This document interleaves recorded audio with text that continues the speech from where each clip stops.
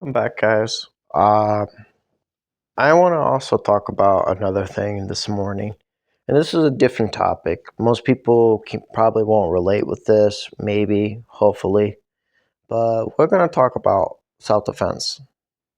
I mean, sure, do you ever guys went to a school and they're teaching you Brazilian Jiu Jitsu and all this karate, taekwondo, and feeling like you're going to defend yourself? But that's out of reality.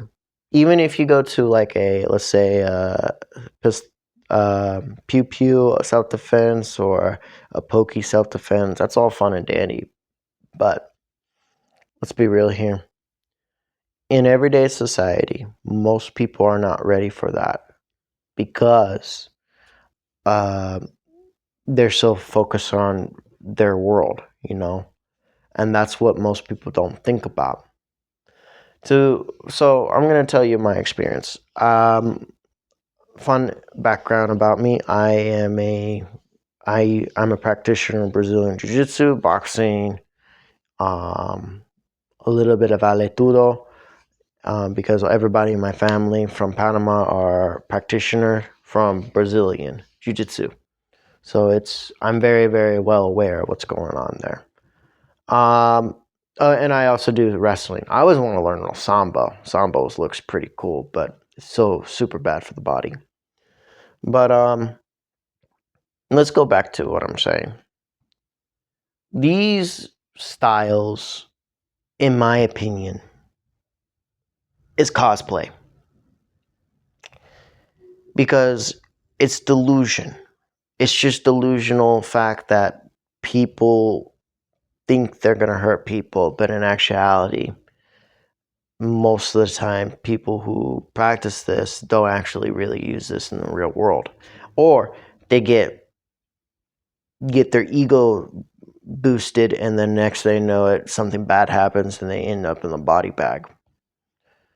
Um, no, I think people need to understand the difference between real violence versus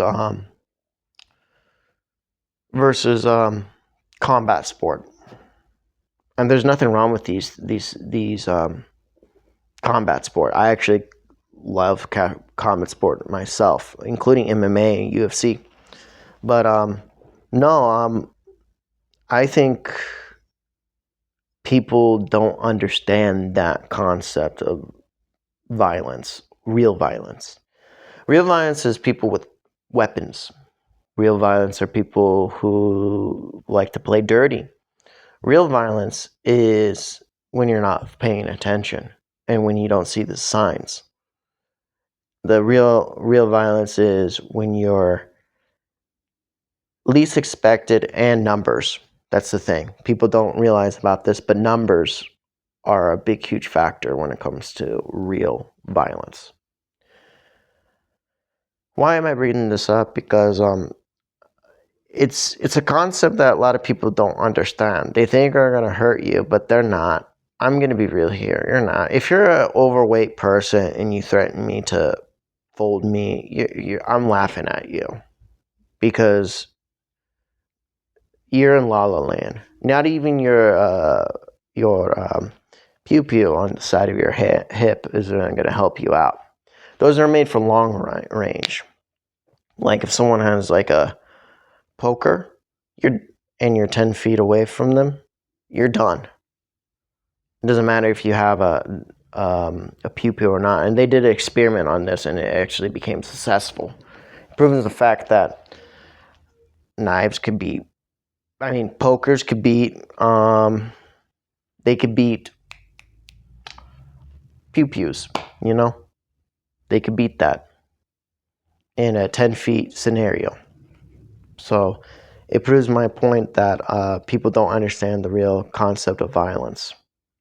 And it's always not fair. It's supposed to not be fair. So let's talk about it. What are the criteria for you to be in that scenario of violence? Well, it's actually I know I did a video and a review video because of Sam Franco. Love that guy. Sam Franco TV on YouTube. I'll leave it down in the description below. But I love his way of thinking because he's been doing this for, I don't know, like 30 years, and he's still making really good contents on these things. And I think everybody should have access to it.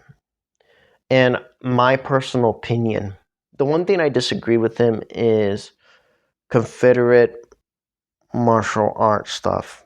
I don't do that. Why? Because it's irrelevant. I think the best self-defense you could possibly do for yourself today and now on is exercise. Put some muscle.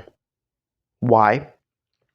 That way you preserve your body over the years as you age. And when you do that, you become less than a burden. You become actually a threat. You want to look like a threat. You want to look more capable of violence. That's what you want. Especially facial expressions, physical appearance. I think that's important. But also, you have to get the mind down. My last video, I was talking about anxiety. That's a good example. You have to master your mind. If you don't, you're gonna fall. And if you have to LARP a little bit to get where you want to be, go for it. I'm all about it. We all LARP. We all did this stuff when we're young. But it takes a certain type of LARPiness to be that type of person, and then you become that person. And people are going to probably write down the comments and say, oh, LARPing, that's stupid. I have 10 black belts and all this stuff and 1 trophy, national trophies. That's fun and dandy. That's beautiful. I'm not condemning you. But when it comes to like 4 or I don't know, like 7 seconds of nonstop violence and you're not prepared for it, that's a different story. It's like getting hit by a car from a car crash, a terrible car crash. There's a possibility that you might survive, and there's a possibility you didn't. So you have to maintain the body. I'll tell you a story. Back in March,